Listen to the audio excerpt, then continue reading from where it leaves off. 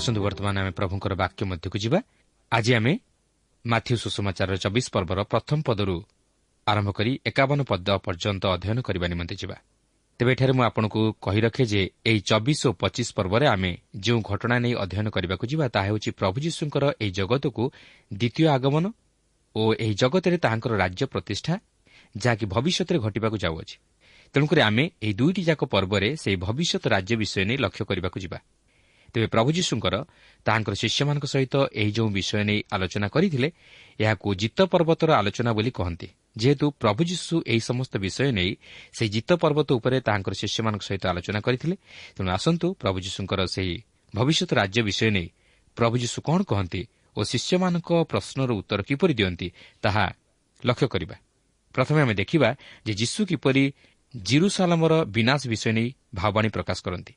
ତେବେ ଇତିମଧ୍ୟରେ ପ୍ରଭୁ ଯୀଶୁ ସେହି ଧାର୍ମିକ ନେତାମାନଙ୍କୁ ପ୍ରକାଶ୍ୟରେ ନିନ୍ଦା କରି ଜିରୁସାଲମ ଆଡ଼କୁ ପିଠି କରି ସେମାନଙ୍କୁ କହନ୍ତି, ତୁମମାନଙ୍କର ଗୃହ ଅର୍ଥାତ୍ ମନ୍ଦିର ତୁମମାନଙ୍କ ହସ୍ତରେ ଛାଡ଼ି ଦିଆଯାଇଅଛି। ସେ ବର୍ତ୍ତମାନ ଜିରୁସାଲମ ନିମନ୍ତେ ବ୍ୟଥିତ, କାରଣ ଜିରୁସାଲମ ଯେ ବିନଷ୍ଟ ହେବାକୁ ଯାଉଅଛି ତାହା ସେ ଜାଣିପାରି ତହିଁ ପ୍ରତି ଦୁଃଖ ପ୍ରକାଶ କରୁଛନ୍ତି। ତେଣୁକରି ସେ ପ୍ରଥମେ ଏହି 24 ପର୍ବରେ ସେହି ବିନାଶ ବିଷୟ ନେଇ ଭାବବାଣୀ ପ୍ରକାଶ କରନ୍ତି। ଦେଖନ୍ତୁ 24 ପର୍ବର ପ୍ରଥମ 2 ପଦରେ ଏହିପରି ଲେଖା ଅଛି, ଯୀଶୁ ମନ୍ଦିରରୁ ବାହାରି ଚାଲିଯାଉଥିବା ସମୟରେ ତାଙ୍କର ଶିଷ୍ୟମାନେ ତାହାଙ୍କୁ ମନ୍ଦିରର ପ୍ରାସାଦ ସମୂହ ଦେଖାଇବା ନିମନ୍ତେ ତାହାଙ୍କ ନିକଟକୁ ଆସିଲେ। କିନ୍ତୁ ସେ ସେମାନଙ୍କୁ ଉତ୍ତର ଦେଲେ, ତୁମାନେ କ'ଣ ଏହି ସମସ୍ତ ଦେଖୁନାହ?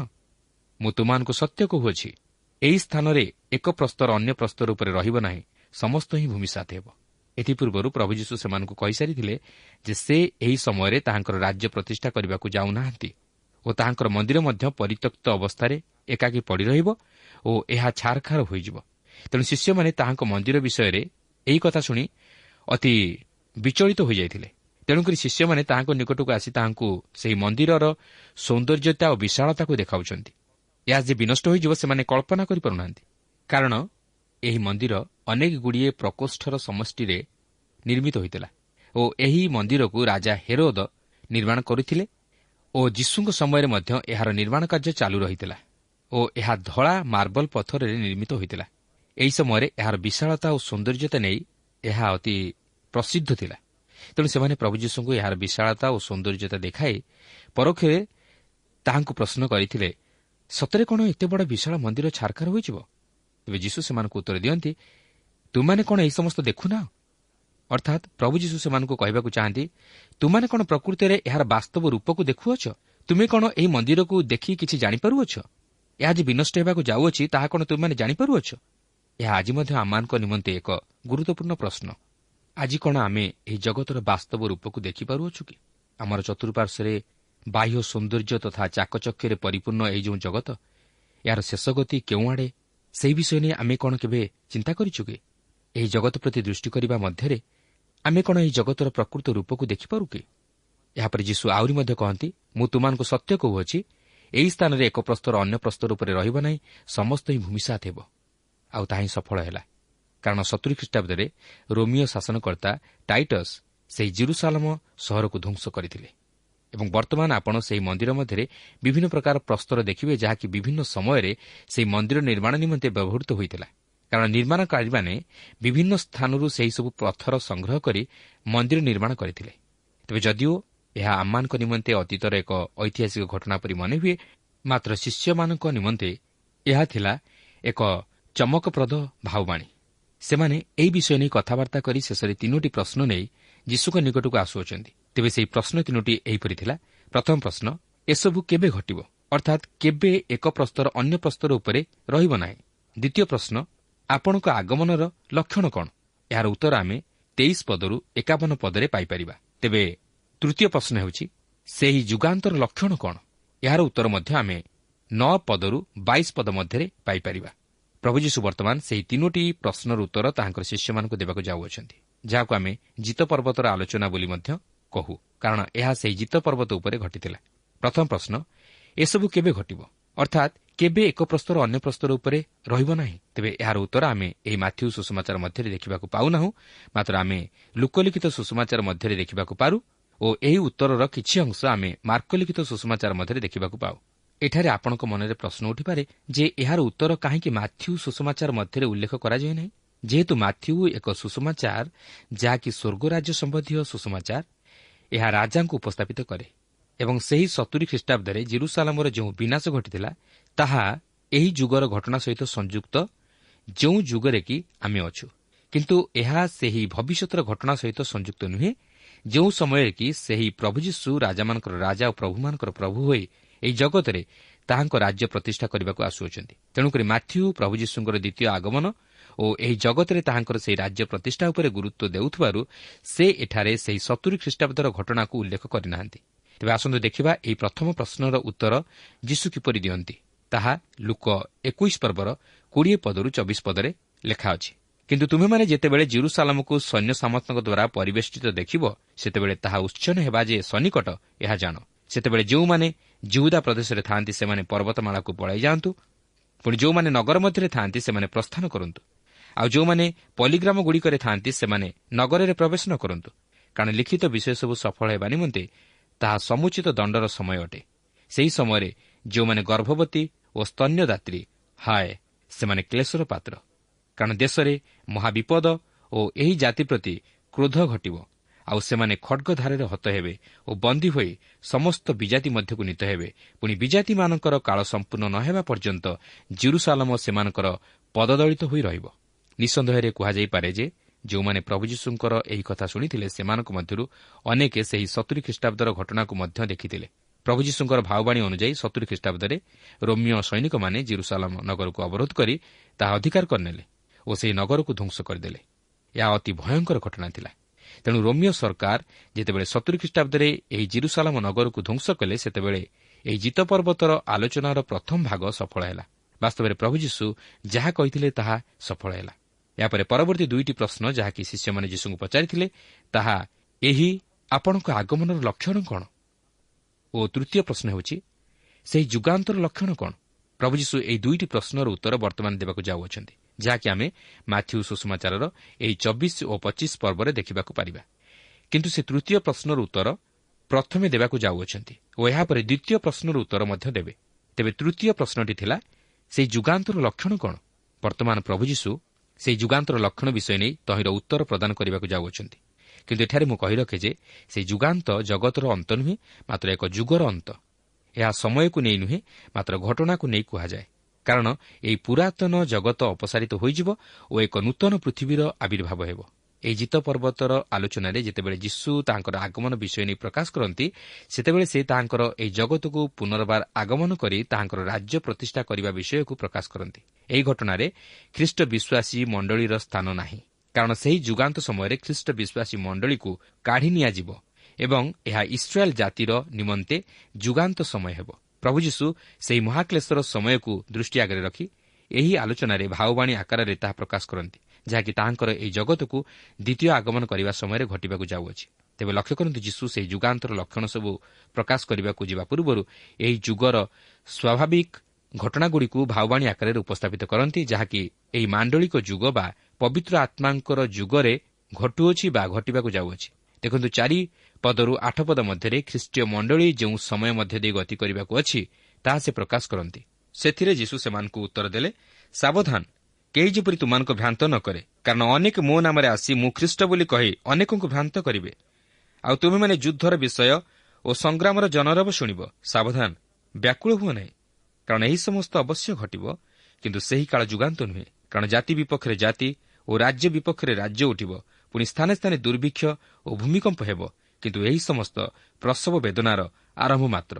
ଆପଣ ଦେଖନ୍ତୁ, ଏହି ସମସ୍ତ ଘଟଣା ସେହି ଯୁଗାନ୍ତର ଘଟଣାକୁ ପ୍ରକାଶ କରେ ନାହିଁ, ମାତ୍ର ଏହି ମାଣ୍ଡଳିକ ଯୁଗରେ ଘଟୁଥିବା ବା ଘଟିବାକୁ ଯାଉଥିବା ଘଟଣାକୁ ପ୍ରକାଶ କରେ।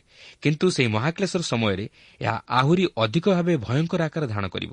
କିନ୍ତୁ ବର୍ତ୍ତମାନ ଆମମାନେ ଏହି ଯେଉଁ ସମସ୍ତ ଘଟଣା ଘଟିବାର ଦେଖୁଅଛୁ, ଏହି ସମସ୍ତ କେବଳ ଆରମ୍ଭ ମାତ୍ର, କିନ୍ତୁ ଏହା ଯୁଗାନ୍ତର ଲକ୍ଷଣ ନୁହେଁ। କିନ୍ତୁ ପ୍ରଭୁ ଯୀଶୁ ଏହି ସମସ୍ତ ସତର୍କବାଣୀ ଆମମାନଙ୍କୁ ପ୍ରଦାନ କରନ୍ତି, ଯେପରି ଆମେ ଏଥିପ୍ରତି ସତର୍କ ରହୁ ଓ ତାହାଙ୍କର ଆଗମନ ଯେ ଅତି ସନ୍ନିକଟ ତାହା ଜାଣି ତାହାଙ୍କ ଆଗମନ ନିମନ୍ତେ ଜାଗ୍ରତ ରହି ସଚେତନ ହେଉ।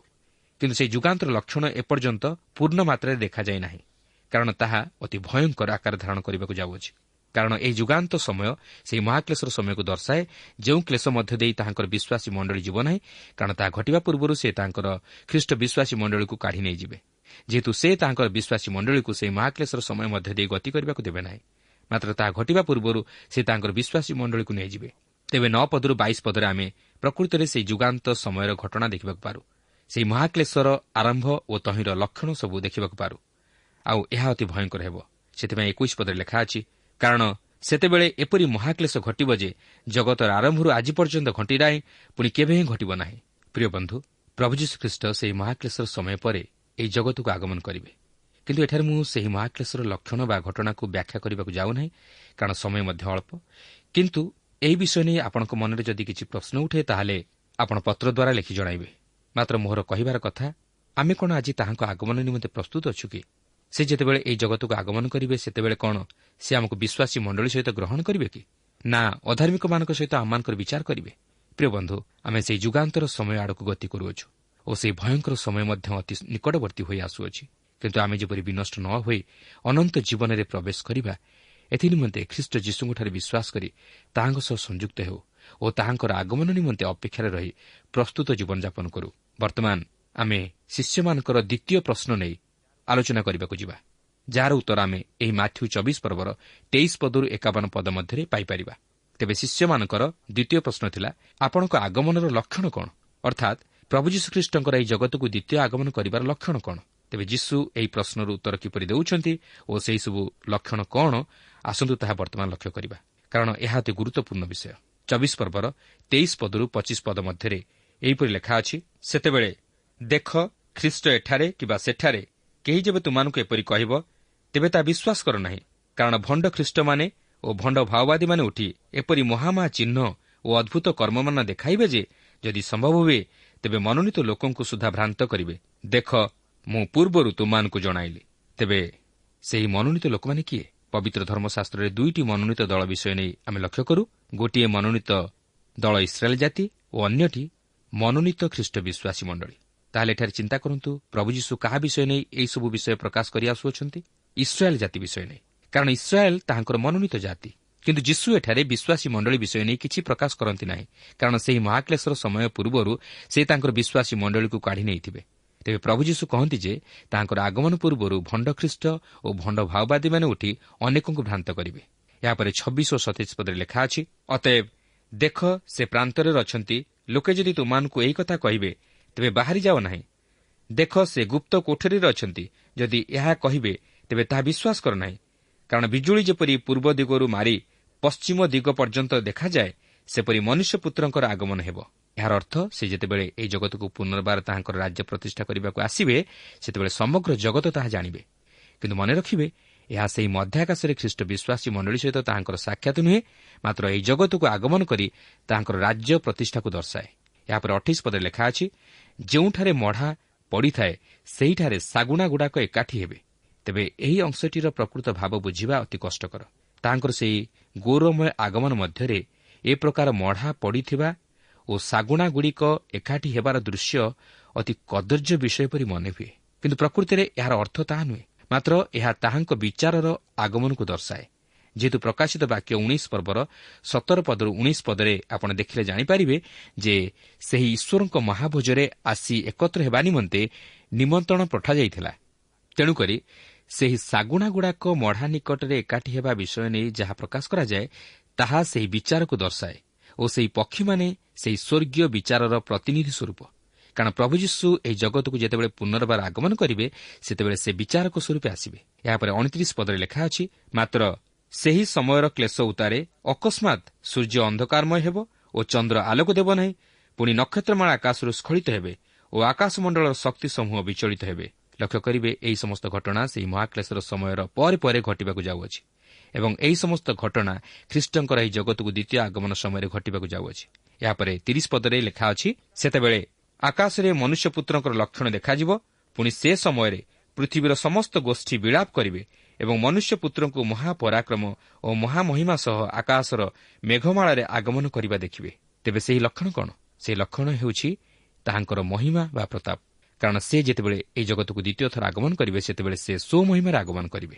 ଏହାପରେ 31 ପଦରେ ଲେଖା ଅଛି, ଆଉ ସେ ମହାତୁରୀଧ୍ୱନି ସହିତ ଆପଣ ଦୂତମାନଙ୍କୁ ପ୍ରେରଣ କରିବେ ଏବଂ ସେମାନେ ଆକାଶର ଏକ ସୀମାରୁ ଅନ୍ୟ ସୀମା ପର୍ଯ୍ୟନ୍ତ ଚତୁର୍ଦିଗରୁ ତାହାଙ୍କର ମନୋନୀତ ଲୋକମାନଙ୍କୁ ଏକତ୍ର କରିବେ। ଏହି ଅଂଶରେ ମଧ୍ୟ ଯେଉଁ ମନୋନୀତ ଲୋକମାନଙ୍କ ବିଷୟରେ ପ୍ରକାଶ କରାଯାଏ ସେମାନେ ହେଉଛନ୍ତି ଇସ୍ରାଏଲ୍ ଜାତି। କାରଣ ପ୍ରଭୁ ଯୀଶୁ ତାହାଙ୍କ ବିଶ୍ୱାସୀ ମଣ୍ଡଳୀକୁ ଗ୍ରହଣ କରିବା ନିମନ୍ତେ କୌଣସି ଦୂତଙ୍କର ସହାୟତା ନେବେ ନାହିଁ। ସେ ନିଜେ ପ୍ରଧାନ ଦୂତଙ୍କ ସ୍ୱର ଓ ଈଶ୍ୱରଙ୍କୁ ତୁରୀବାଦ୍ୟ ସହିତ ସ୍ୱର୍ଗରୁ ଅବତରଣ କରି ସେହି ମଧ୍ୟାକାଶରେ ତାହାଙ୍କର ବିଶ୍ୱାସୀ ମଣ୍ଡଳୀକୁ ସଂଗ୍ରହ କରି ସେମାନଙ୍କ ସହ ମିଳିତ ହେବେ, କିନ୍ତୁ ଦୂତମାନଙ୍କ ସହାୟତା ଦ୍ୱାରା ନୁହେଁ। କିନ୍ତୁ ଯେତେବେଳେ ସେ କହନ୍ତି ଆପଣା ଦୂତମାନଙ୍କ ଦ୍ୱାରା ଚତୁର୍ଦିଗରୁ ତାହାଙ୍କର ମନୋନୀତ ଲୋକମାନଙ୍କୁ ଏକତ୍ର କରିବେ ବୋଲି, ସେତେବେଳେ ଆମେ ଜାଣି ରଖିବା ଉଚିତ ଯେ ସେ ଇସ୍ରାଏଲ୍ ଜାତି ବିଷୟରେ ପ୍ରକାଶ କରନ୍ତି। ଆସନ୍ତୁ ଏହାପରେ ଦେଖିବା ଯେ ଯୀଶୁ କିପରି ତାହାଙ୍କର ଆଗମନର ଲକ୍ଷଣକୁ ପ୍ରକାଶ କରିବାକୁ ଯାଇ ଏକ ଡିମ୍ବିରି ଗଛର ଦୃଷ୍ଟାନ୍ତ ପ୍ରଦାନ କରନ୍ତି। ଦେଖନ୍ତୁ 32 ଓ 33 ପଦରେ ଏହିପରି ଲେଖା ଅଛି, ଡିମ୍ବିରି ବୃକ୍ଷରୁ ଦୃଷ୍ଟାନ୍ତ ଶିକ୍ଷା କର। ଯେତେବେଳେ ତାହାର ଶାଖା ସରସ ହୋଇ ପଲ୍ଲବିତ ହୁଏ, ସେତେବେଳେ ଗ୍ରୀଷ୍ମକାଳ ସନ୍ନିକଟ ବୋଲି ତୁମେମାନେ ଜାଣିଥାଅ। ସେହିପରି ତୁମେମାନେ ମଧ୍ୟ ଏହି ସମସ୍ତ ଦେଖିଲେ ସେ ଦ୍ୱାରର ସନ୍ନିକଟ, ଏହା ଜାଣ। ଏହି ଡିମ୍ବିରି ବୃକ୍ଷ ଇସ୍ରାଏଲ୍ ଜାତିକୁ ଉପସ୍ଥାପିତ କରେ। ଉଦାହରଣ ସ୍ୱରୂପ ଆପଣ ଜିରିମିୟ 24 ପର୍ବରେ ଓ ହୋସେୟ 9 ପର୍ବର 10 ପଦରେ ଦେଖିବାକୁ ପାରିବେ। ଏହି ଡିମ୍ବିରି ବୃକ୍ଷ ଜେରୁସାଲେମର ଉତ୍ତର ପାର୍ଶ୍ୱରେ ଅଧିକ ମାତ୍ରାରେ ଦେଖିବାକୁ ମିଳେ ଓ ସେହି ଦ୍ରାକ୍ଷାକ୍ଷେତ୍ର ଜେରୁସାଲେମର ଦକ୍ଷିଣ ପାର୍ଶ୍ୱରେ ଦେଖିବାକୁ ମିଳେ। ତେଣୁ ଏହି ଡିମ୍ବିରି ବୃକ୍ଷ ଓ ଦ୍ରାକ୍ଷାଲତା ସେହି ଦେଶକୁ ପରିଚିତ କରାଇଦିଏ ଓ ଏହା ମଧ୍ୟ ବିଶ୍ୱାସଯୋଗ୍ୟ ଯେ ପ୍ରଭୁ ଯୀଶୁ ଏଠାରେ ସେହି ଡିମ୍ବିରି ବୃକ୍ଷକୁ ସେହି ଦେଶର ଚିହ୍ନ ସ୍ୱରୂପେ ବ୍ୟବହାର କରନ୍ତି। ଏହାପରେ 34 ପଦରେ ଲେଖା ଅଛି, ମୁଁ ତୁମମାନଙ୍କୁ ସତ୍ୟ କହୁଅଛି, ଏ ସମସ୍ତ ନ ଘଟିବା ପର୍ଯ୍ୟନ୍ତ ଏହି ବର୍ତ୍ତମାନ ପୁରୁଷ କୌଣସି ପ୍ରକାର ଲୋପ ପାଇବ ନାହିଁ। ତେବେ ଏଠାରେ ଯେଉଁ ଏହି ବର୍ତ୍ତମାନ ପୁରୁଷ ବିଷୟ ନେଇ ପ୍ରକାଶ କରାଯାଏ, ତାହା ହୋଇପାରେ ଇସ୍ରାଏଲ୍ ଜାତିକୁ ପ୍ରକାଶ କରେ, କିମ୍ବା ଏହା ସେହି ପୁରୁଷକୁ ଦର୍ଶାଏ ଯେଉଁମାନେ କି ଏହି ଭାବବାଣୀ ସଫଳ ହେବା ସମୟରେ ବାସ କରୁଥିବେ। ତେବେ ସାଧାରଣତଃ 20 ବର୍ଷକୁ ନେଇ ଏକ ପୁରୁଷ ହିସାବ କରାଯାଏ, କିନ୍ତୁ ଏହି ଯେଉଁ ଘଟଣା ଘଟିବା ବିଷୟ ନେଇ ପ୍ରକାଶ କରାଯାଏ, ଏହା ସ୍ୱଳ୍ପ ସମୟର ବ୍ୟବଧାନ ମଧ୍ୟରେ ଘଟିବାକୁ ଯାଉଅଛି। ତେଣୁ ସେହି ଅନୁଯାୟୀ ଦେଖିବାକୁ ଗଲେ ଏହା ସେହି ଜିହୁଦୀ ଜାତିର ସୁରକ୍ଷାକୁ ଦର୍ଶାଏ, ଯେଉଁ ଜାତିକୁ କୌଣସି ମନୁଷ୍ୟ ଏପର୍ଯ୍ୟନ୍ତ ବିନଷ୍ଟ କରିପାରି ନାହିଁ କି କୌଣସି କ୍ଷମତା ପ୍ରାପ୍ତ ବ୍ୟକ୍ତି ମଧ୍ୟ ସେମାନଙ୍କୁ ବହିଷ୍କାର କରିବା ପାଇଁ ସମର୍ଥ ହୋଇପାରିବ ନାହିଁ, କାରଣ ଈଶ୍ୱର ସେମାନଙ୍କ ପ୍ରତି ଦୃଷ୍ଟି ଦେବେ। ତେଣୁ ଯେତେଦୂର ସମ୍ଭବ ଏହା ସେହି ଜିହୁଦୀ ଜାତିର ସୁରକ୍ଷାକୁ ଦର୍ଶାଏ। 35 ପଦରେ ଲେଖା ଅଛି, ଆକାଶ ଓ ପୃଥିବୀ ଲୋପ ପାଇବ, ମାତ୍ର ମୋର ବାକ୍ୟ ସମୂହ କଦାପି ଲୋପ ପାଇବ ନାହିଁ। ହଁ, ଆକାଶ ଓ ପୃଥିବୀ ଲୋପ ପାଇବ, କାରଣ ଏକ ନୂତନ ଆକାଶମଣ୍ଡଳ ଓ ଏକ ନୂତନ ପୃଥିବୀ ହେବ। କିନ୍ତୁ ସେ ତାହାଙ୍କର ବାକ୍ୟ ପରିବର୍ତ୍ତନ କରିବେ ନାହିଁ। ଏହା ଅନନ୍ତ କାଳ ପର୍ଯ୍ୟନ୍ତ ସ୍ଥିରୀକୃତ ହୋଇ ରହିବ। ଏହାପରେ 36 ପଦରେ ଲେଖା ଅଛି, କିନ୍ତୁ ସେହି ଦିନ ଓ ଦଣ୍ଡ ବିଷୟ କେହି ଜାଣନ୍ତି ନାହିଁ, ସ୍ୱର୍ଗର ଦୂତମାନେ କିମ୍ବା ପୁତ୍ର ସୁଦ୍ଧା ଜାଣନ୍ତି ନାହିଁ, କେବଳ ମାତ୍ର ପିତା ଜାଣନ୍ତି। ଯଦିଓ ସେହି ସମୟ ଯେ ସନ୍ନିକଟ ତାହା ଜଣାପଡ଼ିବ, ମାତ୍ର ସେହି ଦିନ ଓ ସମୟ କେବେ ଆସି ଉପସ୍ଥିତ ହେବ ତାହା କେହି ଜାଣିବେ ନାହିଁ। ଯଦିଓ ଅନେକ ଆନୁମାନିକ ଭାବେ ସେହି ସମୟ ବା ଦିନ ବିଷୟ ନେଇ ପ୍ରକାଶ କରନ୍ତି, ମାତ୍ର ତାହା ସଠିକ୍ କେହି ଜାଣନ୍ତି ନାହିଁ, କେବଳ ପିତା ଜାଣନ୍ତି। ତେବେ ତାହାଙ୍କର ଆଗମନ ବିଷୟ ନେଇ ସେ ନୋହଙ୍କର ଦୃଷ୍ଟାନ୍ତ ଦିଅନ୍ତି, ଯାହାକି 37 ପଦରୁ 39 ପଦରେ ଲେଖା ଅଛି। ତେବେ ମୁଁ ତାହା ପାଠ କରିବା ପାଇଁ ଯାଉନାହିଁ, ମାତ୍ର କହି ରଖେ ଯେ ପ୍ରଭୁ ଯୀଶୁ ଏହିପରି ଏକ ଦିନରେ ଆଗମନ କରିବେ, ତାହା ନୋହଙ୍କ ସମୟ ପରି ହେବ। କାରଣ ନୋହଙ୍କ ସମୟର ଲୋକମାନେ ନୈତିକତା ବିହୀନ ଜୀବନଯାପନ କରୁଥିଲେ। ଏହାପରେ 40 ଓ 41 ପଦରେ ଏହିପରି ଲେଖା ଅଛି, ସେତେବେଳେ 2 ଜଣ କ୍ଷେତରେ ଥିବେ, ଜଣକୁ ଗ୍ରହଣ କରାଯିବ ଓ ଅନ୍ୟ ଜଣକୁ ପରିତ୍ୟାଗ କରାଯିବ। 2 ଜଣ ସ୍ତ୍ରୀ ଚକି ପେଷୁଥିବେ, ଜଣକୁ ଗ୍ରହଣ କରାଯିବ ଓ ଅନ୍ୟ ଜଣକୁ ପରିତ୍ୟାଗ କରାଯିବ।